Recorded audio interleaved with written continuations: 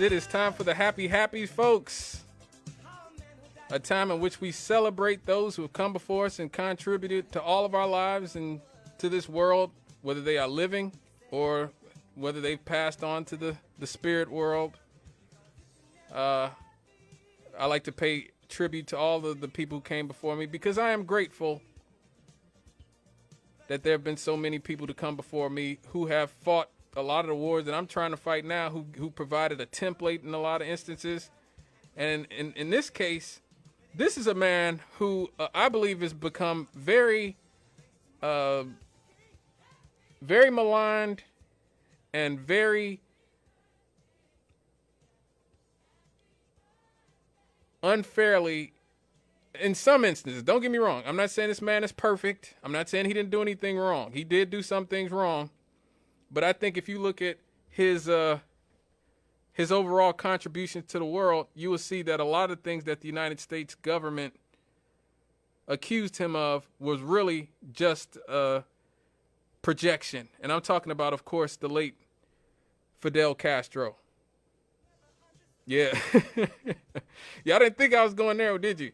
Yes, I'm talking about Fidel Castro, that Fidel Castro.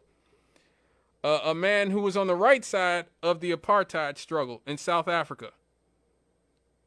Okay, matter of fact, Nelson Mandela, some years ago, was asked why he had a relationship with Fidel Castro and other leaders that the United States had a problem with. This is what he had to say about it. Let us move on to our next questioner at the microphone over there. Mr. Edelman. Welcome to America, Mr. Mandela. I'm Ken Edelman. Those of us who share your struggle for human rights and against apartheid have been somewhat disappointed by the models of human rights that you have held up since being released in jail. You've met over the last 6 months 3 times with Yasser Arafat, who you have praised. You have told Gaddafi that you share the view on, and applaud him on his record of human rights and his drive for freedom and peace around the world.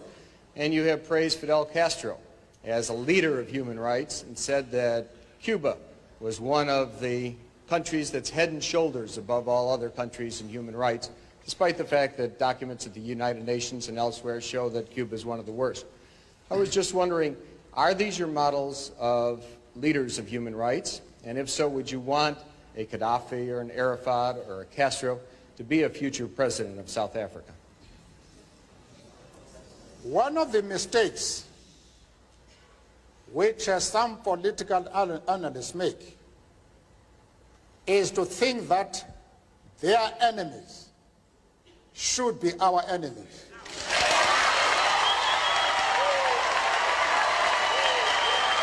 Get him. Get him.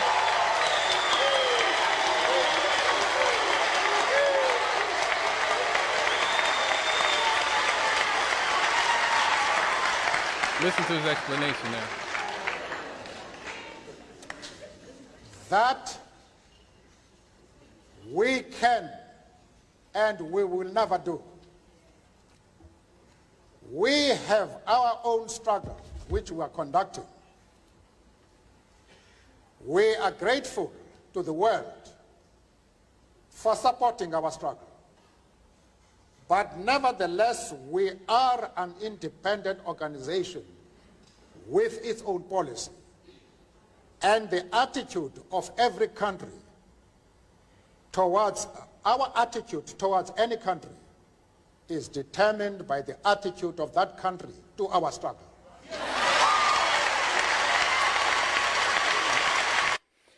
So that was Nelson Mandela telling that probably right-wing neocon shield that, look, Fidel Castro, Muammar Gaddafi, Yasser Arafat, these people have supported us when you guys were supporting the apartheid government of South Africa. Fidel Castro was supporting Nelson Mandela. That's why when Nelson Mandela got out of prison, one of the first things he did was go to Cuba to thank Fidel Castro personally for his contributions to fighting apartheid, to fighting against European and American imperialism. Never forget, Fidel Castro was on the right side of the fight when Ronald Reagan and Margaret Thatcher was saying that Nelson Mandela was a terrorist. Never forget that. Never forget who was on the right side, who was against apartheid, and who supported apartheid.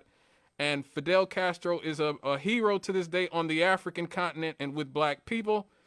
But in this country, even people like Colin Kaepernick have been maligned over the years because he had a shirt on that said something good about Fidel Castro. Again, I'm not going to say that the man throwing the Catholic Church out of Cuba was a good thing. I'm not going to say that the man incarcerating, putting gay people in prisons and locking away AIDS patients in sanitariums was great. I'm not going to say any of that was great, okay? He's a human being, which means he had his own flaws. But when it came to issues of imperialism, fighting the great evils in our society, which is NATO and the imperialist states of Europe and the United States, Fidel Castro was on the right side, and that's what matters to me. So happy, and rest in peace to Comrade Fidel.